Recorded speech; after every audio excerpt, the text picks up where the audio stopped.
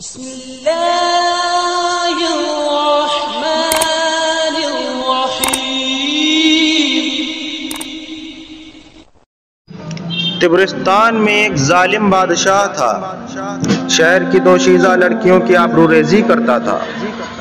ایک مرتبہ ایک بڑھیا حضرت شیخ ابو قصاب سعید رحمۃ اللہ علیہ کی خدمت میں گریہ وزاری کرتی ہوئی آئی اور فریاد کیا کہ حضور میری دستگیری فرمائیں۔ بادشاہ نے مجھے کہلوایا ہے کہ آج وہ میری بیٹی کی عزت لوٹنے والا ہے۔ یہ منحوس خبر سن کر آپ کی خدمت میں بھاگی ہوئی آئی ہوں کہ شاید آپ کی دعا سے اس بلا کو ٹالا جا سکے۔ شیخ ابو سعید قصاب رحمۃ اللہ علیہ نے ضعیفہ کی بات سن کر چند ثانیہ کے لیے سر جھکائے، اس کے بعد سر بلند کر کے فرمایا، بوڑھی ماں، زندوں کے اندر تو ایسا کوئی مستجاب الدعوات نہیں رہا، تو فلاں قبرستان جا، وہاں تجھے ایسا شخص ملے گا، وہ تیری حاجت پوری کرے گا۔ ضعیفہ قبرستان میں پہنچی تو وہاں ایک شکیل ورعانہ خوش پاشت نوجوان سے اس کی ملاقات ہوئی، جس کے لباس سے خوشبوؤں کے فوارے ابل رہے تھے۔ ضعیفہ نے سلام کیا اور جواب کے بعد نوجوان نے ضعیفہ کے احوال پوچھے۔ اس نے سارا ماجرا کہہ سنایا۔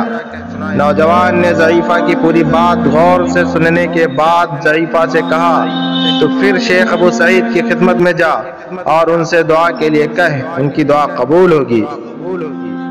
ضعیفہ نے جھنجھلا کر کہا، عجیب بات ہے، زندہ مجھے مردوں کے پاس بھیجتا ہے اور مردہ مجھے پھر زندہ کے پاس لوٹاتا ہے، اور میری حاجت روائی کوئی نہیں کرتا، بھلا اب میں کہاں جاؤں؟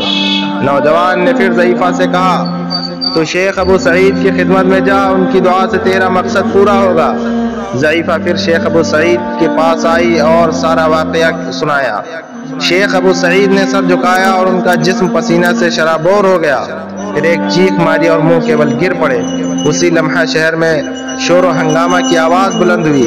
لوگ کہہ رہے تھے، بادشاہ فلاں ضعیفہ کی بیٹی کی آبروریزی کی نیت سے جا رہا تھا، راستے میں اس کے گھوڑے نے ٹھوکر کھائی اور وہ گھوڑے سے گرا تو اس کی گردن ٹوٹ گئی اور فوراً مر گیا۔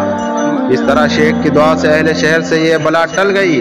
بعد میں لوگوں نے شیخ سے دریافت کیا کہ آپ نے ضعیفہ کو قبرستان کیوں بھیجا اور پہلے ہی آپ نے دعا کیوں نہ فرما دی؟ شیخ نے کہا، میں اس چیز کو ناپسند کرتا ہوں کہ میری دعا سے وہ ہلاک ہو، اس لیے میں نے بڑھیا کو خضر علیہ السلام کے پاس بھیجا، انہوں نے اسے پھر میرے پاس بھیجا کہ ایسے پلید انسان کے لیے بد دعا کرنا جائز ہے۔ یہ واقعہ آپ لوگوں کے لیے عبرت کا ایک سامان ہے کہ ظالم سے نجات بھی ملتی ہے۔ اللہ والوں کے دربار میں جانا چاہیے اور اللہ والوں سے اپنے تعلق کو قائم کرنا چاہیے اور اللہ والوں کی باتوں کو ماننا چاہیے۔ اللہ تعالی ہم کو اہل اللہ کی صحبت کا موقع نصیب فرمائے اور اس سے استفادے کا بھی موقع نصیب فرمائے، اور اللہ تعالی ہم سب کو عمل کی توفیق عطا فرمائے، آمین۔